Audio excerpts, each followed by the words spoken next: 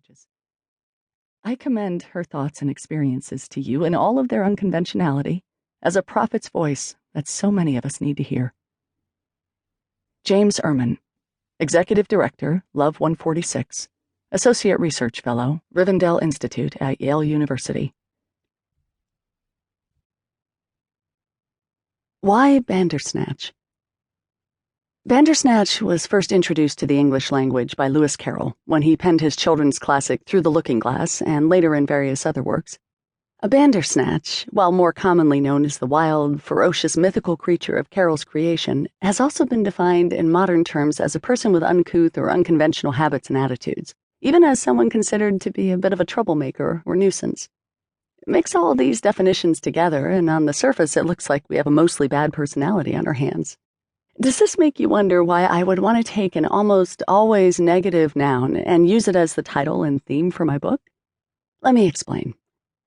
In the 2010 Disney film adaptation of Alice in Wonderland, the Bandersnatch, along with most of the other underworld creatures, was trapped in captivity to the evil Red Queen. Their true natures were suppressed from the dark cloud of her tyrannical rule and from the constant threat of getting beheaded if they didn't toe her rules and regime to the exact letter. But when Alice falls down the rabbit hole and discovers that her purpose for being in Wonderland is to fulfill the prophecy of overthrowing the oppressive systems of the Red Queen, she commits several impossible acts of bravery to achieve that objective. When that objective is met, the power of the Red Queen's evil empire dissolves, the bondage over all the creatures is broken, and they return to their bona fide identities, including the Bandersnatch.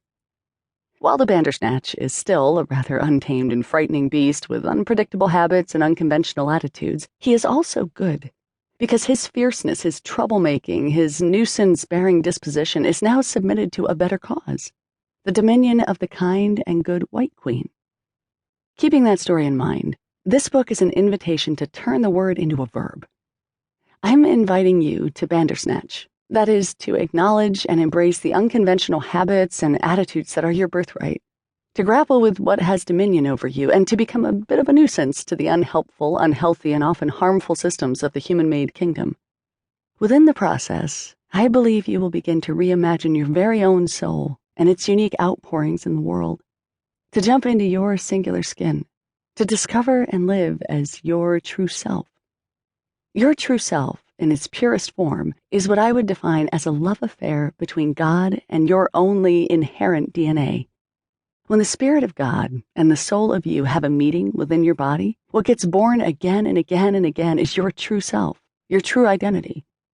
The false self is the part of you that is born from your ego and functions separately from divine accord.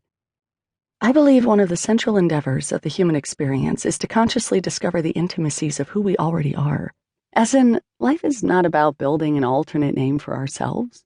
It's about discovering the name we already have. But how do we begin or continue the process of unearthing the truth of our intrinsic selves? Most people I know have intentionally invested in some form of self-discovery for some period of time. And yet, how many of us feel we could put language around the parameters of our uncommon inner workings? If I asked you to, could you raise your hand right now and say unequivocally, "This is who I am," or "I am this"? I'm not talking about your ability to tell me what your job is or your confidence in saying, "I am a child of God." What I am asking is this. Within the framework of being a child of God, what part of God do you represent? Do you know where you begin and where you end? Do you know the here-to-here of your uniqueness? Do you know, as John Duns Scotus puts it, your universal individual thisness? Before we move on, and in the quietness of your own heart, I think it's important to ask yourself, do I know the words that describe who I am? It shouldn't be that hard, but it often is. And though we can never lose our true selves, those selves can get buried under all kinds of horse feathers and hogwash, stuff and senselessness, and we can fall short of grasping, comprehending, or realizing who we really are. And why is that, do you suppose?